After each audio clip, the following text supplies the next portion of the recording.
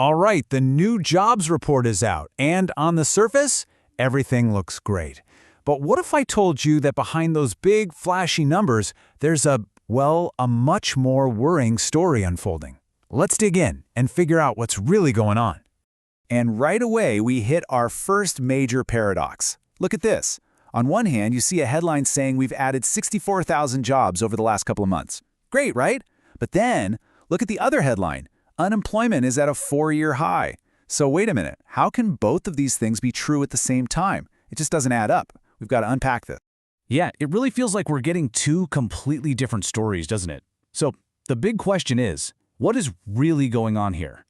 Okay, let's start by taking a closer look at that headline jobs number. Because, some analysts have said, and this is a pretty strong term, that these numbers can be expertly cooked to paint a rosier picture than reality. So what do they mean by that? Let's find out. Well, the first little trick is right here. That 64,000 number, that's not for 1 month. That's spread out over 2 months. So if you do the simple math and average it out, you're really only looking at about 32,000 jobs per month. And, that's a lot less exciting, isn't it? But it gets even more interesting. Believe it or not, the Fed chair himself, Jerome Powell, basically gave us a formula to see past the spin.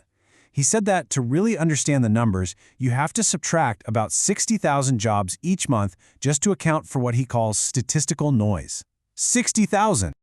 Okay, so let's just do what he said. Let's take his advice and run the numbers. We start with our, less impressive average of 32,000 new jobs. Then we apply the Powell adjustment and subtract 60,000. And just like that, wow, the whole story completely flips. And there you have it, negative 28,000. According to the Fed chair's own logic, we're not gaining jobs at all. We might actually be losing nearly 30,000 jobs a month.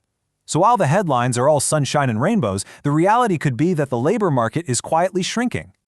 But honestly, that's just scratching the surface. It's really just the tip of the iceberg. The real story, the much bigger story, is hidden way down below. And that's where things start to get really concerning. So, okay, if jobs are actually disappearing, then why is unemployment going up? It seems like it should be the other way around, right?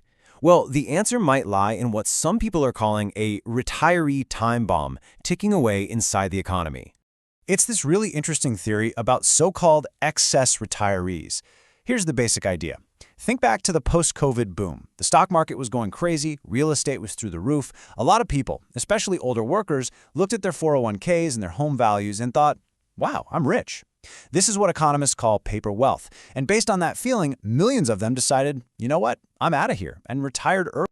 Yeah, it was the perfect combination, wasn't it? The stock market boom, the surge in real estate, it all came together to create this massive feeling of financial safety. And the result? Millions of people just left the workforce. Now, technically, they weren't counted as unemployed because they weren't looking for a job. They were retired. And this is where the time bomb part comes in. Because all that paper wealth, it's fragile. It's not cash in the bank. So what happens? What happens if that bubble bursts? Well, the fallout could be absolutely massive. You could have millions of these early retirees suddenly looking at their shrunken nest eggs and realizing, uh-oh, I can't afford this.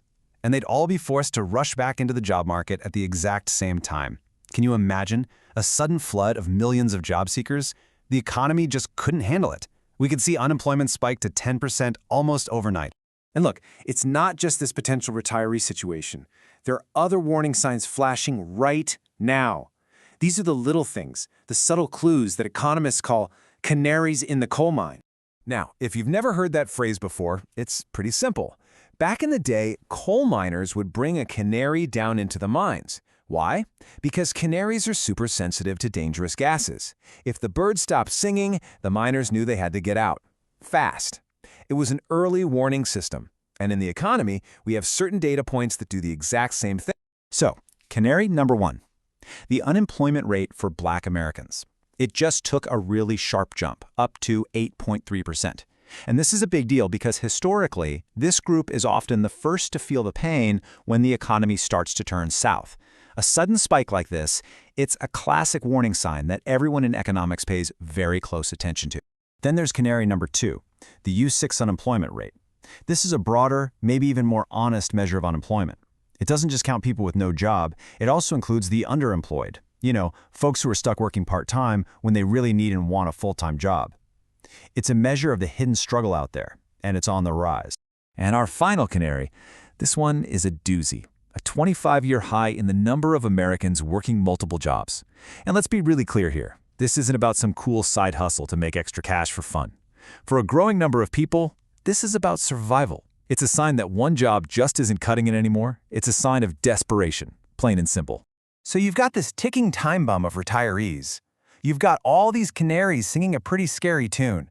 And right in the middle of all of it is the Federal Reserve. And they are, to put it mildly, trapped between a rock and a hard place. I mean, just look at their options. On one side, they can keep interest rates high to keep fighting inflation.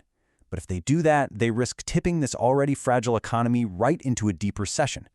On the other hand, they could cut rates to try and stimulate the economy, but then you risk inflation coming roaring back to life.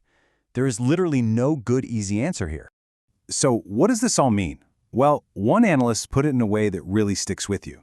They said the economy isn't about to have a sudden heart attack. Instead, it's bleeding slowly.